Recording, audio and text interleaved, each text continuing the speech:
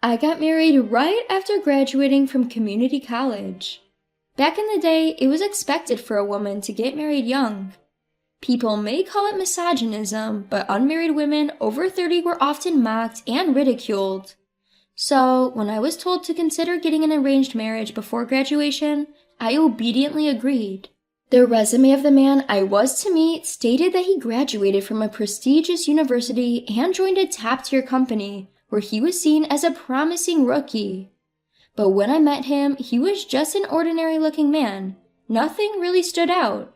Still, he didn't seem like a bad person, and more importantly, my parents were the ones suggesting him, so I decided to marry him. Honestly, I wasn't quite looking forward to getting married. It's because I had seen how my father treated my mother. In my eyes, the head of the family, my father, seems like nothing more than an authoritarian figure at home. Indeed, once I got married, my husband acted just like my father, bossing around and not helping around the house at all. Even though I knew it was the norm, submitting myself to being ordered around wasn't pleasant. Eventually, I got pregnant and gave birth to a boy. My in-laws were overjoyed, particularly because we had a male heir. My parents also smiled with joy at the birth of their grandchild. My husband also complimented me, saying, "Well done," which was a rare thing for him to say. As for me, I only felt relief from the long hours of labor and discomfort. Child rearing was another challenge. My husband believes that child rearing was a wife's job, so he didn't help at all. In fact, he complained about not being able to sleep due to the sound of nighttime feedings. When the baby cried, he blamed me, saying, "You're the problem. Take proper care of him." Now I had to look after both my husband and baby, and it was overwhelming. I complained to my mother sometimes, but she just said, "It's a phase everyone goes through." Still, thankfully, my child grew very quickly. Before I knew it, he started crawling, then standing and walking. Just as I thought things might get easier when he starts preschool, I found out I was pregnant again. My days were occupied with watching my toddler wander around, looking after him, doing housework, caring for my husband, all while carrying a big belly. It was intensive labor. Nevertheless, time passed, and my kids graduated from preschool and entered elementary school, then junior high and high school. My eldest son went on to major in economics at a renowned university, and then secured a job at a famous company. My daughter was told to attend a community college by my father, but she went against him. My daughter insisted that she wanted to work part-time to pay for her own tuition and pursue her studies at a four-year college. It was the first time I had ever voiced my opinion to my husband since our marriage. Women are now making their marks in companies and other places, so please let her go to a four-year college, I pleaded with my husband. However, he berated me, saying, "You have no say in this. What could someone as ignorant as you possibly know?" But I didn't back down. For my daughter, I fought hard. As a result, under the condition of securing a scholarship, my daughter was able to attend a four-year college. She continued to receive scholarships for 4 years and graduated from college with good grades. She then secured a job at a major corporation. "Thank you, Mom. I promise to repay this kindness. I'll never forget how you supported my college education and job hunting," my daughter told me as she left home for her job. Those words alone made me feel like 30 years of my hardship since getting married got rewarded. Now that my 2 children had left home, I suddenly found myself with a lot of free time. Of course, I still had to take care of my husband as before. But compared to when I was also raising children, it became significantly easier. With all the free time on my hands, I started talking more with the ladies in my neighborhood. When I mentioned that I had become completely idle, the lady next door suggested, "Why not try working part-time? The supermarket over there is always hiring. I actually work there 3 times a week." That's what she told me. I had never worked part-time before, but I had always wanted to earn my own money. When I gathered my courage and mentioned my interest of working part-time to my husband, he said, It's disgraceful for a married woman to work. It makes it seem like I'm not making enough money," and frowned upon me. But when I insisted that other ladies in our neighborhood were working as well, and it was a waste not to use my free time, my husband thought about it. He then said, "I don't think you can handle working a job, but go ahead and try. You'll probably be called incompetent and get fired right away," and laughed maliciously. He's always been like this, never approving whenever I tried to do something, always saying it was impossible or that I lacked the ability. But this time he somewhat approved, and I thought maybe he had softened a bit with age. In the end, I started working part-time at the local supermarket 3 times a week during the day. The hourly wage isn't that bad for a cash register and stocking job. While restocking, there were times when my back ached from carrying and lifting heavy loads. And at times, some of the young male student staffs would help me with the heavy lifting. I found it strangely refreshing to see that not all men were like my husband. And getting to talk with other part-time ladies during break time was new to me and fun as well. There were people of all ages, ranging from 20s to 60s, so the conversations were diverse too.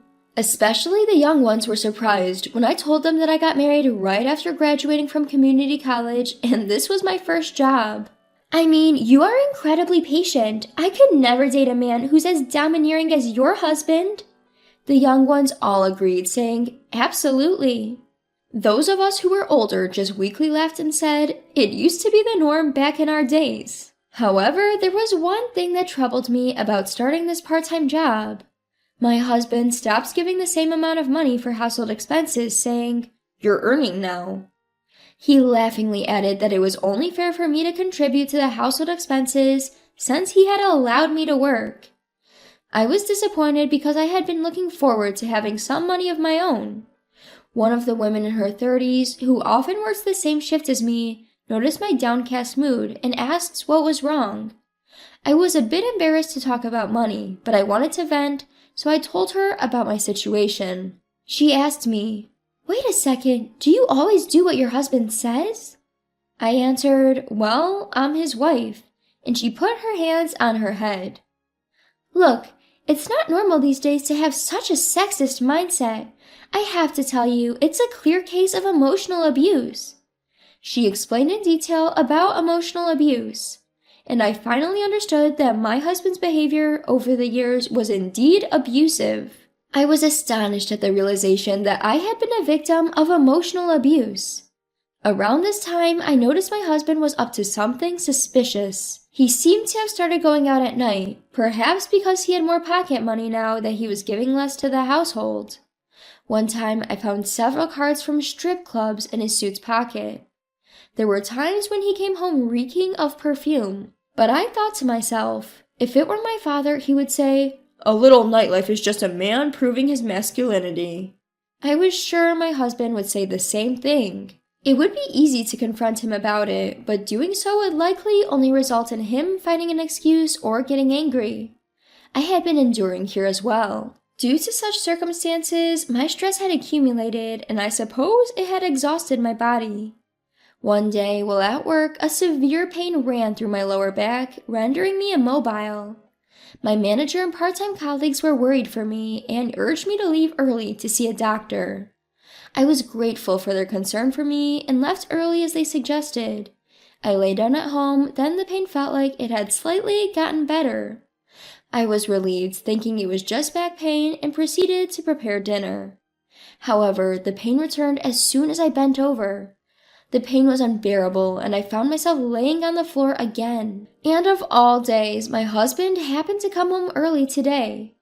Upon seeing me laying in the kitchen, he angrily asked, "What are you doing in such a miserable state?"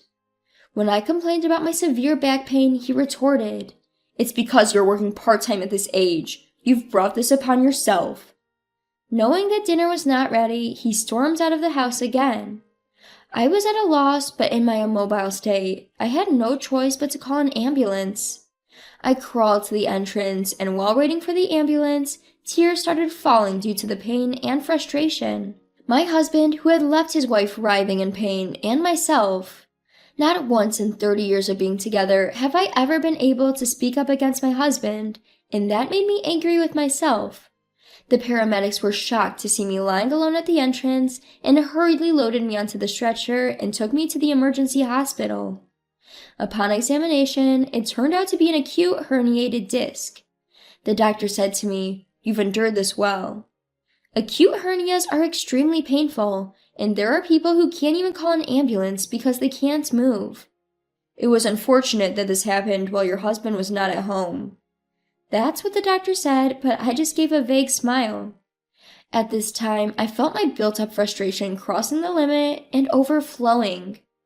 That day, I received an IV painkiller and a strong painkiller prescription before I went home. Thankfully, with the help of the painkiller, I was able to somewhat move around. When my husband came home late at night, he spewed at me. "You were overreacting and even slacked off making dinner." The next day, I called my part-time job and told my manager about my herniated disc. I think it's better to quit for now so as not to be an inconvenience for others. When I said this, my manager replied, "No, it's fine. We'll take it as a leave. We can't let go of a hard-working worker like you." From his kind words, I was moved to tears. Fortunately, thanks to the painkillers and some good rest, the pain gradually subsided. By the time the 2 weeks had passed, although there was still pain, I could move around just fine. I returned to my part-time job, and everyone cared enough to not let me handle any heavy items.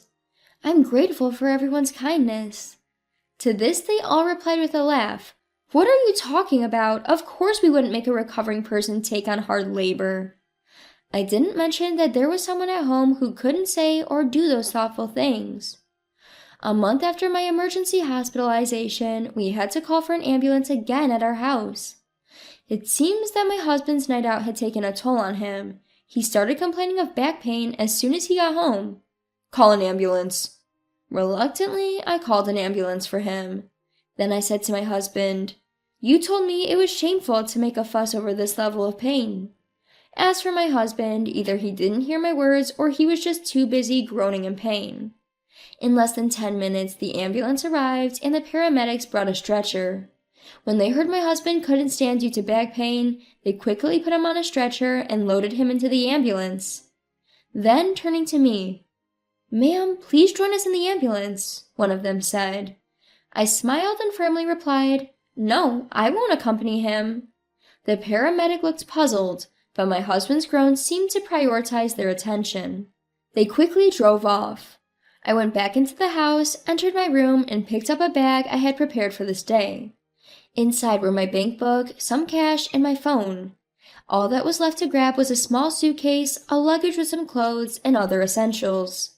Before leaving, I left a document and a note on the living room table. Then I called my daughter. "Can I come over now?" My daughter, delighted, said, "Come right away." My daughter always told me, "Don't stick with that man any longer. It's better to leave." I left home without looking back. After settling in at my daughter's apartment and telling her about how much my husband had been moaning in pain, she laughed heartily and said, "That's karma for treating you like a workhorse and making a fool out of you." From that night, my phone was flooded with emails and calls from my husband. His calls became so incessant that I had to block them, as my daughter had suggested.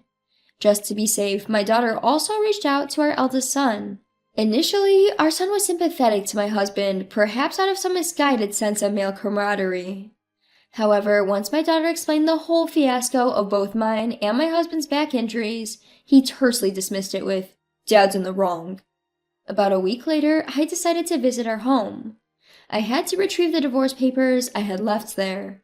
I figured my husband would be home on a Sunday, and luckily he was. And the first thing he said to me was, "You regret leaving, don't you? I'll forgive you and let you come back." He sat there smugly as he said it. Looking at the state of the house, I couldn't help but sigh.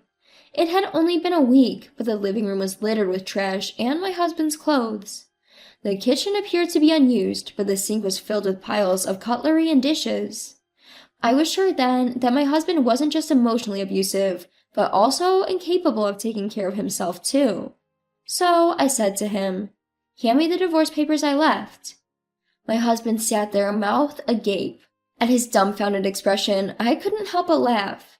Furious, he shouted back at me, After all these years I've provided for you, how could you do this to me? I could sue you. I responded calmly. I'm the one with the right to sue you here. Your behavior is pure emotional abuse.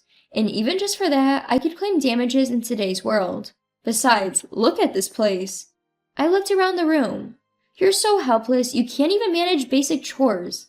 Don't act high and mighty. You can't even live right without me. So here's something else for you.